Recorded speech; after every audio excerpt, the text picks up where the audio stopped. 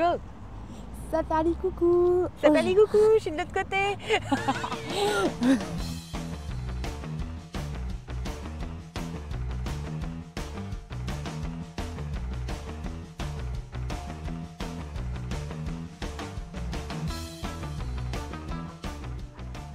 Dans ce nouvel épisode de la mi-saison de Saperli Poulette, nous continuons la découverte de nos Saperli pépites à Marseille. Même si nous n'avons pas pu dormir dans les calanques avec notre Saperli van, ça nous met en joie tout ça, pas vous? Direction la friche Belle de Mai, tiers-lieu de création et d'innovation située dans le 3e arrondissement de Marseille. Nous avons passé la journée avec Béni, la chargée de communication du lieu. La friche, c'est une ancienne manufacture de tabac, de la Seita. Donc on fabriquait ici des cigarettes et avant ça a été aussi une raffinerie de sucre. Et donc si là on se retourne, il y avait les trains qui arrivaient directement et on pouvait charger les marchandises de cigarettes directement dans le train et c'était affrété directement. Circuit court. On peut retrouver donc le bleu gitane. Le bleu qu'on retrouvait sur les paquets de gitane qui étaient fabriqués ici. Donc il y a des petits rappels comme ça. Et la friche, donc il y avait beaucoup de femmes qui travaillaient ici, notamment de femmes issues de l'immigration italienne à l'époque. Et ça a été une des premières usines en France où il y a eu des révoltes féminines pour les conditions de travail des femmes, les salaires, tout ça. La friche, on dit que c'est une ville dans la ville. On est ouvert tous les jours, toute l'année. Et donc en fait, tous les jours, les gens peuvent venir ici et il y aura quelque chose à faire. C'est génial. Donc ça va de... tu peux aller acheter un bouquin à la librairie. La librairie, elle est ouverte tous les jours aussi. Voir une expo, assister à un concert, juste jouer... Il y a des espaces de jeu en bas pour jouer au foot, au basket, il y a un mur d'escalade, il y a un skatepark. Oui. Tu peux aussi juste prendre un café, voilà. Un lieu aux multiples facettes où depuis 32 ans des structures sont en résidence. Chaque atelier a des mètres carrés différents, ça peut être des bureaux, c'est pas obligatoirement pour des artistes. Voilà, comme je vous disais, il y a aussi des structures du champ de l'économie sociale et solidaire. Donc c'est assez ouvert.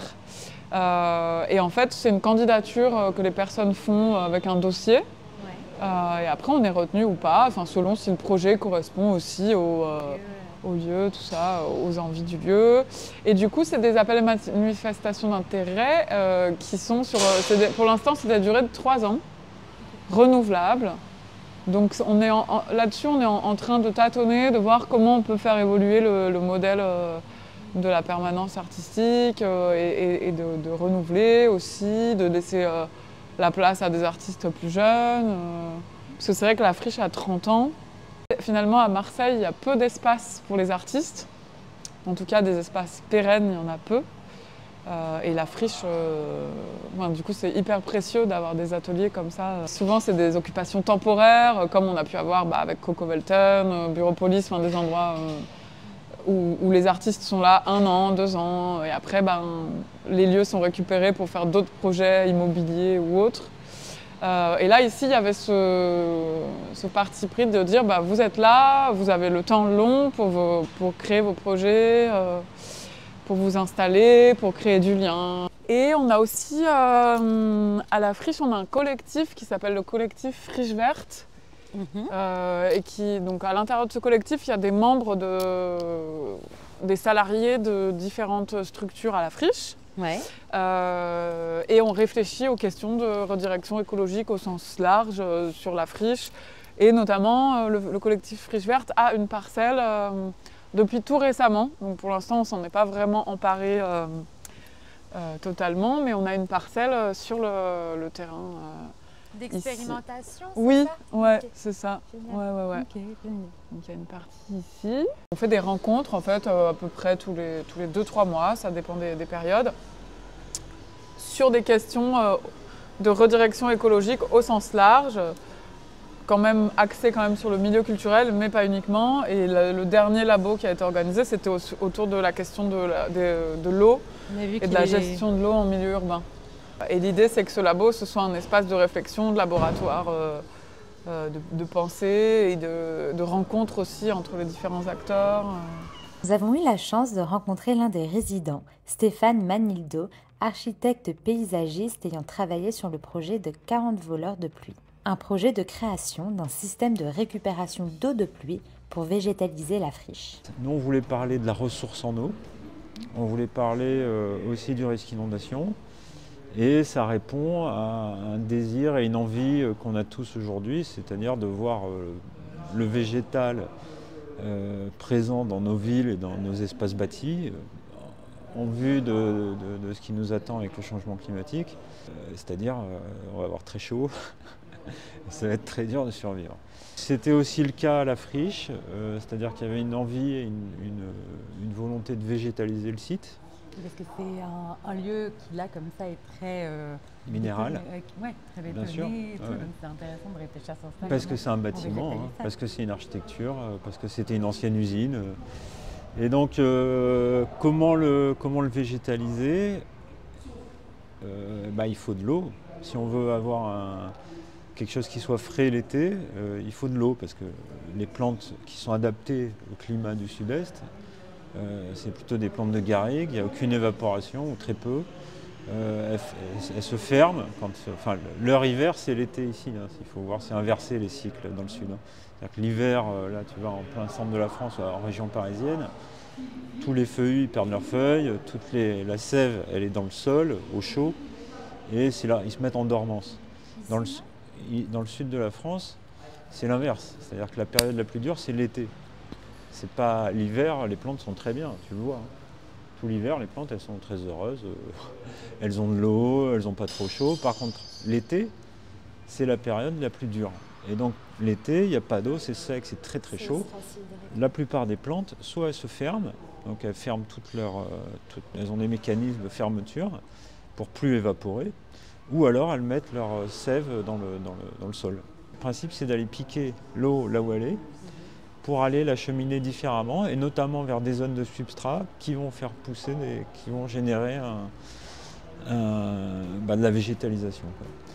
En plus d'accueillir des structures en résidence, le lieu accueille aussi divers événements culturels, comme vous l'avez compris, telle la Biennale des imaginaires numériques que nous avons été visiter en fin de journée.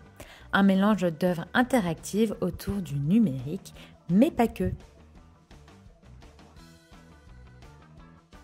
La friche Belle de Mai accueille aussi des événements culinaires, très Saperli Poulette tout ça. Par rapport aux grandes tables, la semaine prochaine, il y a un dîner qui est organisé qui s'appelle Souvenirs d'enfance, et c'est différents chefs. Peut-être J'ai vu passer ça, ça a l'air génial. Ouais. C'est quoi du coup? C'est des chefs qui habitent à Marseille, en tout cas, pas forcément marseillais, mais qui vont cuisiner leurs repas liés à leurs souvenirs d'enfance. Et en fait, tous les fonds, ils sont reversés à l'UNICEF. Donc voilà, donc c'est aussi... il y a aussi un positionnement de la part des grandes tables d'accueillir ce genre d'événements. Et ça fait des moments qui sont hyper conviviaux. C'est des grandes tablées de 300 convives. Ça s'appelle les grands dîners. Il y en a aussi des fois sur le toit terrasse. À chaque fois, c'est des thématiques différentes. D'accord.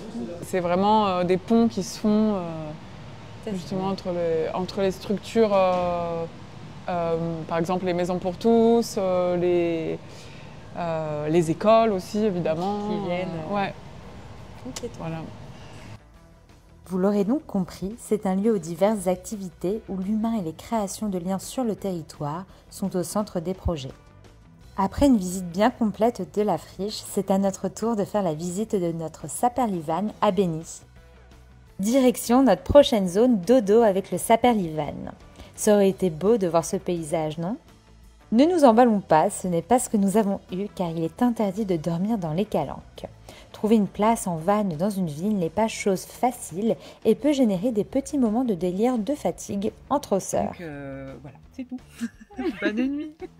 Après une nuit avec beaucoup de vent, la tempête, le soleil est de retour. Donc même si on dit qu'il pleut à Marseille, il y a du soleil. Donc c'est faux.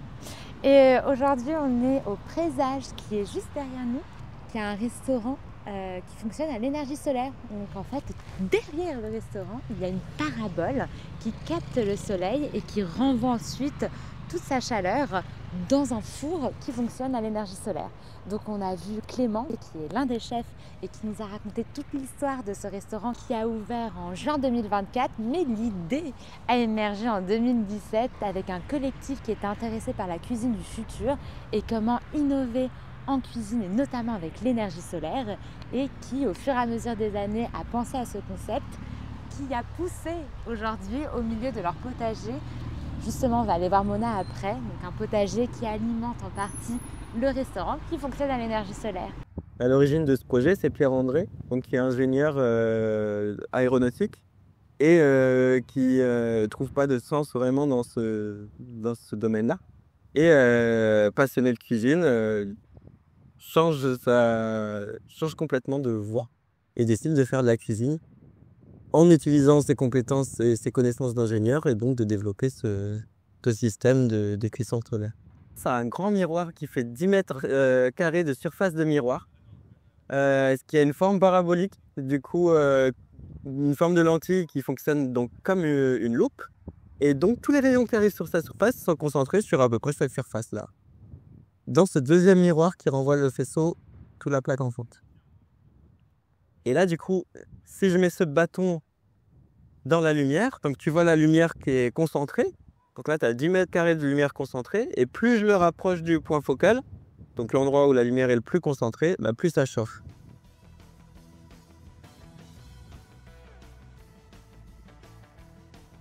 Un boîtier qui détecte en fait tout simplement où se trouve le soleil dans le ciel, ouais, et qui permet à la parabole de tourner au fur et à mesure de la journée. Et donc, elle est toujours en face du soleil. Ok. Et il n'y a pas un système, parce que tu disais le jour où il n'y a pas de soleil, vous fonctionnez aux plaques électriques. Est-ce qu'il y a un système, je ne sais pas, pour garder de l'énergie et du coup le réutiliser plus tard Non, on est sur un système de solaire thermique pour l'opposer au photovoltaïque, où en fait on n'a que l'énergie qu'on a à disposition et c'est direct. Ok. Donc l'inconvénient, c'est qu'on ne peut pas stocker et le réutiliser plus tard. L'avantage, c'est que c'est beaucoup plus efficient que du photovoltaïque si on devait chauffer quelque chose. Puisque à chaque fois qu'on va transformer l'énergie en une autre forme d'énergie, on va avoir beaucoup de pertes. Donc déjà là, on a 20% de pertes entre purement la lumière et la chaleur. Et si on devait transformer la lumière en électricité puis l'électricité en chaleur, on perdrait 20% à chaque. Du coup, à la fin, il nous faudrait beaucoup plus de photovoltaïque en termes de place que juste une parade. Ok. Voilà. Et toute l'architecture en fait est pensée pour optimiser la chaleur. Ce qu'il nous racontait, c'est donc la forme. On parle. Donc la forme en fait du bâtiment est pensée pour récupérer toute l'énergie solaire, chauffer le bâtiment en hiver, mais il fait que aussi la forme du toit fait que en été, le soleil ne rentre pas dans le bâtiment et du coup, on ne meurt pas de chaud. Ils ont également mis en place des briques réalisées avec la terre du jardin et qui captent l'énergie solaire et la chaleur la journée et rediffusent la chaleur le soir. On dit le premier restaurant solaire d'Europe parce qu'il y a des restaurants solaires, il y en a un à ma connaissance au Mexique et un en Inde, mais qui fonctionnent du coup sur d'autres systèmes. En Inde, ils ont une grande centrale vapeur où ils font chauffer, je crois, ils font 1000 repas par jour. Donc, ils ont la capacité de faire ça. Et au Mexique, eux, ils ont plutôt des petits fours, comme on peut les trouver sur le site de Solar Brothers, dont je te parlais. Et donc plutôt petite cuisine avec plein de petites choses différentes. Direction le potager à la rencontre de Mona, qui est la responsable de ce lieu fraîchement planté. Le but, ça va être oui, de cultiver pour le restaurant. Après, sous quelle forme une des façons dont on l'a formulé, c'est dire que dans 5 ans, on aimerait qu'un 5e de l'assiette vienne du potager. Ouais. Concrètement, je pense qu'on peut vraiment atteindre un degré d'autonomie pour tout ce qui concerne les plantes aromatiques.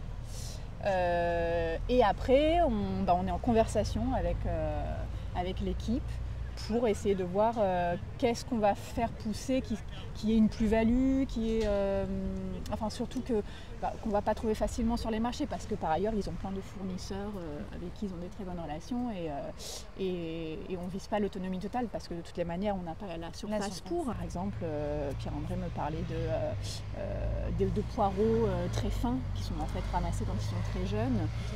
Ça va être un produit qui est difficile pour des maraîchers à proposer, parce que au niveau du calcul du timing en fait, on pourrait le proposer peut-être une fois, mais après très vite ça devient compliqué, ça va être difficile à proposer pendant une durée longue. Donc voilà, est-ce que c'est quelque chose ça qu'on peut nous essayer de mettre en place, enfin, voilà, essayer de jouer peut-être aussi avec tout ce qui est des légumes jeunes qui sont récoltés jeunes. Là on parle de la partie potager cultivée sur planche potagère, mais en fait quelque chose qu'on aimerait aussi encourager dans les autres zones du jardin, c'est tout ce qui est flore sauvage, spontanée. En encourageant celles évidemment qui vont être comestibles ou être aromatiques. Et donc il y a aussi un aspect un peu hybride dans le jardin entre la partie cultivée avec une intervention humaine assez forte, voilà, comme le potager, et une partie aussi de laisser la flore sauvage se développer et nous de voir ce qui nous intéresse pour aussi pouvoir l'amener au restaurant, mais aussi pour que ce soit un jardin vivant avec une biodiversité voilà, de plus en plus grande. Dans le projet, le restaurant est pensé comme dans la continuité du jardin plutôt que le jardin dans la continuité du restaurant. Donc c'est vraiment, je pense, ça a été vraiment un lieu central dans la conception. Dans la conception, ouais. Je trouvais ça joli ce que tu disais de oui. Le soleil, les deux fonctionnent grâce à l'énergie solaire. C'est-à-dire que nous, moi je vais faire pousser des choses et puis il y a des choses qui poussent tout à fait sans mon intervention grâce à l'énergie solaire, et les cuisiniers aussi captent l'énergie solaire et donc effectivement il y a cette continuité entre le jardin et le projet central du restaurant. C'est aussi un lieu d'inspiration pour les cuisiniers, rien que le fait qu'ils puissent, et pour toute l'équipe, qu'ils puissent sortir et regarder ce qu'il y a, cueillir quelque chose, goûter, et puis peut-être imaginer quelque chose à partir de là. Enfin voilà, c'est aussi pour donner du sens à ce qu'ils font, d'avoir la source de l'assiette juste en face, que ce soit concrètement avec des choses qu'on va faire pousser ou symboliquement, parce que voilà, l'alimentation, ça tout part de là, quoi. En parlant d'alimentation, c'est le moment d'aller déguster ce qu'ils ont préparé en cuisine. Donc là, on prépare pour ce midi une brouillade avec les petits champignons de la forêt. Il y a des charbonniers, des trompettes des morts. Et là, sur le fourneau solaire, donc on a les pleurotes qui sont en train de sauter et des petits fenouils qui sont en train de glacer avec de l'orange. Et ça, ce sera servi avec la pêche du jour. C'est de la dorade royale. Je mélange un peu de tout, du coup. Car pourquoi faire un choix quand on peut tout mettre dans sa bouche petite ? Voilà. Au lieu de dire des bêtises, passons au dessert avant de partir. On se partage un dessert qui nous intriguait beaucoup parce que c'est un fudge, je ne sais pas du tout comment on dit ça. Pâte à douce chocolat avec son suprême d'orange et des noisettes caramélisées. Et effectivement, comme dit Clément qui vient de repasser, ça fait très Noël. Et c'est super joli parce qu'on voit qu'il y a plusieurs découpes, plusieurs textures. Donc je pense que ça va être très très bon. J'adore en fait cette texture qui est hyper moelleuse, mais hyper compacte en même temps. Mais avec l'orange, ça marche super bien. Donc très bon. En attendant d'atteindre leur objectif qu'1 cinquième de l'assiette vienne de leur potager dans 5 ans, le présage se fournit chez des producteurs locaux, dont la ferme urbaine Terre de Mars, à qui nous avons rendu visite. 2 tiers de l'activité, c'est la production maraîchère et la vente directe, du coup. 1 tiers, le traiteur. Et dans la partie production de légumes, du coup, on a 80% de la vente directe aux particuliers et 20% pour les restaurateurs. On bosse dont le présage, dont l'épuisette. Mais on parle de quel type de panier ? du panier sans engagement. C'est-à-dire que toutes les semaines, là, ce matin, ce que je faisais, du coup, j'envoie une liste de distribution sur WhatsApp. D'accord. Et je dis aux gens, cette semaine, on met ça dans le panier. Si ça vous plaît, vous réservez le panier. Si ça vous plaît pas, vous réservez pas, quoi. Ok. Ou si vous n'êtes pas là. Donc c'est pas comme une AMAP. Voilà, exactement. Okay. Du coup, nous, ça nous force à être hyper créatifs et hyper diversifiés, en fait, pour que le panier soit toujours sexy. On a quasiment 400 variétés de fruits, légumes, épices, aromatiques, tout ça, différentes, quoi. Je crois qu'on a, on a 43 familles cultivées, en genre, je sais plus, c'est encore un peu plus. Et après, on est en variété, effectivement, quasiment 400. 400. Ouais. Ce qui est énorme déjà. Ouais, on s'amuse bien. Un projet florissant qui a été créé par 3 amis associés. Arthur qui lui vient de la Drôme, moi qui viens d'Alsace et Gus qui lui pour le coup était d'ici. Et en fait on est arrivé ici pour les études il y a 15 ans maintenant. Ouais. Ça ne nous rajeunit pas. Dans la restauration non, pas du tout, on est de formation, on est paysagiste concepteur. Okay. Et on a fait l'école du paysage de Versailles-Marseille. C'est un métier où tu bosses quasiment que pour des marchés publics. Ouais. Et le marché public en fait prenait de plein fouet la crise économique de 2008. Donc je crois que dans notre promo on n'est même pas un tiers à avoir bossé là-dedans. De fil en aiguille, on a commencé à cultiver un petit bout de potager, c'est le petit bout qui est juste là derrière, les 25 mètres carrés. Ensuite, en mars 2025, on a commencé le petit carré qui est de l'autre côté où on a planté 2024 2015. Je me mélange. Après, on se projette dans le futur. C'est ça, exactement. C'est les failles spatio-temporelles et tout. Non, ouais, du coup, mars 2015, on a commencé à mettre là. Chacun a ramené ses graines de tomates de chez lui. On a planté 37 variétés de tomates différentes. Et puis, de fil en aiguille, en fait, les copains ont dit vos tomates, elles sont trop bonnes, on peut vous en acheter. Et puis, comme ça, c'est comme ça que ça a commencé, en fait. Okay. Là, au début, on a fait quelques petits paniers de tomates. Et ça a monté. Puis, on a vendu aux copains. Après, on a acheté un peu d'irrigation. On a fait le deuxième jardin en face. Et ça a grossi comme ça, petit à petit, juste par notre travail, quoi. Et quel mode de culture vous avez développé ? En agriculture biologique. Ouais. Donc on est certifié depuis qu'on est passé en forme sociétaire, c'est-à-dire en avril 2018. Ok. Et on va plus loin du coup. Là, la parcelle qu'on voit sur notre droite, du coup, c'est la particularité. Là, si tu vois un maraîcher classique, c'est un grand land tout plat et il n'y a pas un seul arbre. Là, on cultive sur 4 niveaux, donc il y a 6 planches de culture, un double rang d'arbres fruitiers, et au pied, plein de petites lianes, d'arbustes, ça, avec soit qui ont des fonctions d'abriter des auxiliaires, du coup, qui vont nous aider à lutter contre les ravageurs dans la culture, soit d'apporter de l'azote, soit d'apporter de la pollinisation. C'est que ça apporte de l'aménité en fait à la culture qui est en dessous, et à l'automne, quand les feuilles tombent, on est fin novembre, il y a encore des feuilles, mais à Marseille, l'hiver est très très court. Là, avec le coup de froid, je pense d'ici 2-3 semaines, mi-décembre, les feuilles vont tomber. Du coup, ça va retourner à la terre et ça va renourrir en carbone du coup la terre. Ouais. Et l'autre gros modèle qu'on applique également, en plus de l'agroforesterie, c'est le MSV, maraîchage sur sol vivant. Et du coup, où tu mets pas la plante au centre du système, comme le font l'agrochimie depuis à peu près 70 ans maintenant. Tu mets le sol du coup au centre et du coup si tu as un sol sain, la plante qui pousse dessus est en bonne santé, quoi. Comment vous choisissez du coup ce que vous voulez planter? Chaque année on essaye plein de nouvelles graines. C'est du coup on va chercher un peu dans les variétés anciennes, les calques de semences des différents semenciers qu'il y a en France en bio. Et on goûte tout en fait, parce que du coup il y a ça aussi dans le... Nous on a une vraie passion botanique, mais du coup après si la plante, le truc est infâme à manger, du coup on va pas le faire.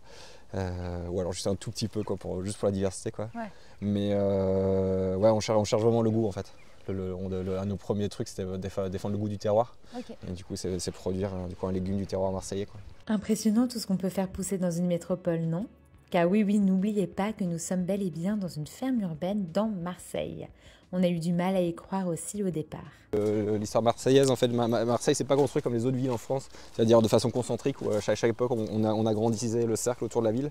Marseille, c'est un patchwork de tout. Tu as une cité, après tu as des villas à côté, après tu as des castors, après castors, c'est des petites maisons. Après tu as des mini-fermes, après à côté tu as des pavillons, et tout est en patchwork comme ça dans la ville, parce que c'était au fur et à mesure que des propriétés comme ça en fait étaient vendues, où les gens n'arrivaient plus à entretenir. Par exemple, tu étais en 65, du coup après la guerre d'Algérie, hop, il y a des HLM.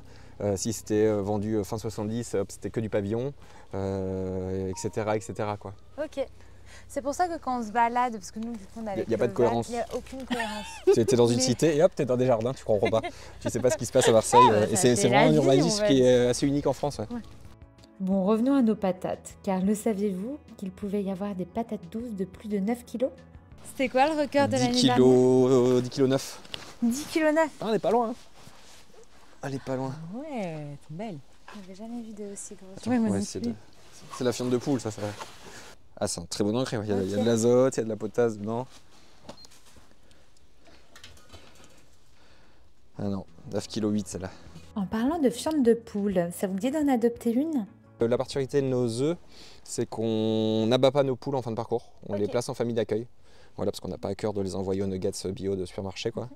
Et c'est ce qui se passe avec la plupart des œufs bio que tu trouves au supermarché. Au bout de 9 mois, paf, tac, ils les envoient au broyeur, ils les mettent dans des nuggets pour les enfants bio, là. Voilà. Au final, on n'est pas plus cher par exemple qu'un œuf de supermarché. Nous, on est à 3 € la boîte de 6. Ouais. Et du coup, mais à la fin, la poule, elle n'est pas broyée, ni truc. Elle finit sa vie chez des particuliers, en fait, qui les prennent dans leur jardin. Pour un particulier, la poule, elle pond encore un jour sur 2, donc ça reste correct pour un particulier. Nous, économiquement, on s'y retrouve plus. C'est l'année du Covid où ça avait été, en 15 minutes, il y avait 150 poules qui avaient été réservées, quoi. Tout ça grâce à Facebook. Juste Facebook, une petite annonce, un formulaire Google à remplir. Les gens disaient, je prends 2, 3, 4, 5, jusqu'à 10 poules. Et en 15 minutes, c'était plié, quoi. Ok. Ouais, non, c'est assez cool, quoi. Vous avez des news parfois de vos poules? Ouais, il y a des gens qui nous renvoient des photos et tout. Ouais, carrément, du coup, même des petites stories où t'es la poule comme ça qui se balade dans le jardin avec le chat et tout, et ça se passe bien. Ouais, non, ça fait plaisir, du coup, ça nous fait chaud au cœur, quoi. Après une dégustation de diverses variétés de plantes, menthe chocolat, plantes concombre, herbe à bison et bien d'autres encore, il est l'heure pour nous de reprendre la route vers une nouvelle région.